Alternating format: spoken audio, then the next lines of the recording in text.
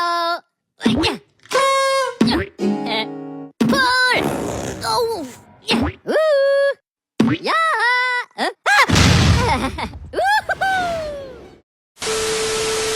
Hey everyone! Welcome back to another episode of The Art That Moved Me. I am Malakah Mutilan, your host slash fellow stress student who's trying to appreciate art while trying also not to fail accounting. Today, we're taking a little art trip from Monet's heartfelt painting to the chaotic but the emotional world of Asian comics, to the strength of Filipino women, and finally to the Pixar film that made me cry harder than my midterm grades. Or did it? So, yeah, grab a snack, maybe some coffee, and let's get into it. Okay, so let's start classy with Claude Monet's painting Women with a Parasol. So at first glance, it looks like a calm, pretty day. A woman holding an umbrella, the wind doing its thing, and a kid in the background. But when I found out that the woman was Monet's wife, which is Camille, and the child was their son, I was like, wow! Monet didn't paint this for fame or money.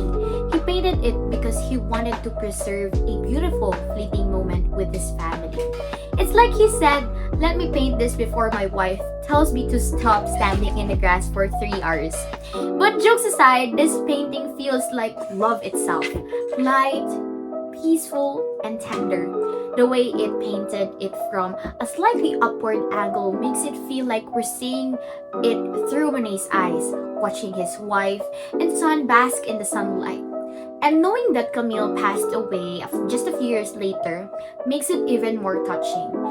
It's just not a painting anymore, it's a memory capsule. It's like his way of saying, this was love and I don't want to forget it. It made me realize that art isn't just about beauty, it's about holding onto the moments and the people we love before time takes them away. Alright, so now let's move on to Asian art, and I have to say this is my comfort zone. Japanese manga, Korean manhwa, Chinese manhwa, these three are like the holy trinity of modern Asian creativity, the perfect mix of chaos, emotions, and jaw-dropping arts. So, and if you know me, you know I love action stories, especially the ones where the main character suddenly gets transmigrated into their favorite novel. Like, excuse me, why can't I wake up in my favorite story world too? Although, knowing my luck, I probably end up as a random background character who dies in chapter 1, or probably the villain, if you know, you know. So, and of course, I can't forget the BLs, because I love the gays, and they deserve all the beautiful dramatic stories in the world. BL shows such deep emotion, courage, and tenderness, and they often explore themes of identity and acceptance that are still taboo in some places. That's what I admire the most. They're romantic, yes, but they're also brave. What's really cool is how these comics, while entertaining, also subtly tackles societal issues. Some manhwas explore class inequality, toxic beauty standards, or the pressures of success. Some manga dive into loneliness, identity, or mental health, all hidden beneath action, humor, or fantasy. And manhwa often weave in traditional Chinese values while questioning modern society. So while I'm here laughing, crying, or screaming, why didn't he die? These stories are quietly making me reflect on the real world struggles too. What I love the most though is how these stories mix modern art with deep cultural roots. They're not just comics, they're art forms that reflect each country's creativity, history, and soul. And honestly, they've made me appreciate how art doesn't have to hang in a museum to be meaningful. Sometimes it's just in your phone screen at 1 p.m. while you're crying over your favorite character's death and questioning your life choices. That's also art too. Now let's bring it home with Filipino art, specifically Lavandera by Anita Magsaysay Ho. This painting feels so close to home. It shows Filipino women washing clothes, something too ordinary, yet painted with so much strength, grace, and quiet beauty. Anita's work celebrates the power of simplicity and the pride in hard work.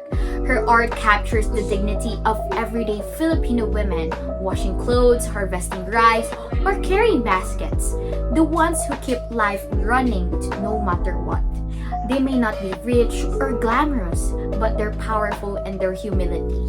When I see Lavandera, I think of the women in my life. My mother, my aunties, my neighbors, all hardworking every single day without needing applause. Anita painted their spirit strong, humble, and unbreakable. And honestly, as a student constantly battling stress and sleep deprivation, I kind of see myself in that same perseverance. The painting whispers, you may be tired, but you're still doing your best. And that's enough, and that's beautiful. It's Filipino pride in brushstrokes, a reminder that even in the simplest acts, there's strength, beauty, and love. Now, for something a little closer to home, Inside Out. Yes, the Pixar movie that turned all of us into emotional wrecks. So as an accounting student who's deeply exhausted in life, I never felt more seen by this movie. It's literally about emotions trying to hold it together inside your head. And that's me during the finals week. Yes, next week, that would be me. But beyond the humor, Inside Out reminded me that it's okay to feel sad, lost, or overwhelmed. That emotions, even the messy, uncomfortable ones, have a purpose. You can truly feel joy without understanding pain, right? It taught me that breaking down doesn't make you weak. It means you're human. And honestly, as someone just trying to survive college life, aren't we all trying to survive college life? It felt comforting to see a film that validates the chaos.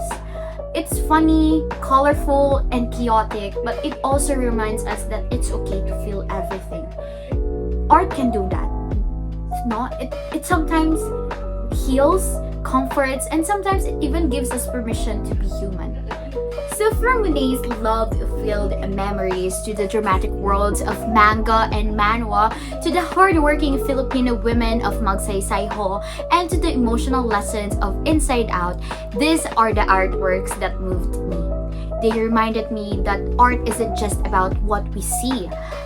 It's about what we feel. It's in the stories we love, the people we cherish, and the emotions we carry every day. And you know what's funny? Sometimes art feels more human than us humans. Because while we try to hide what we feel, art just expresses it. Loudly, honestly, and beautifully. That's what makes it so powerful. It feels when we can't.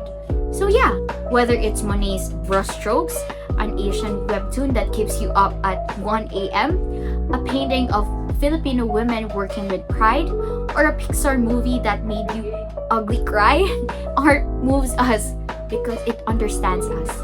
It doesn't matter if it's hanging in a museum or glowing from your phone screens. Art is alive. It breathes. It connects us.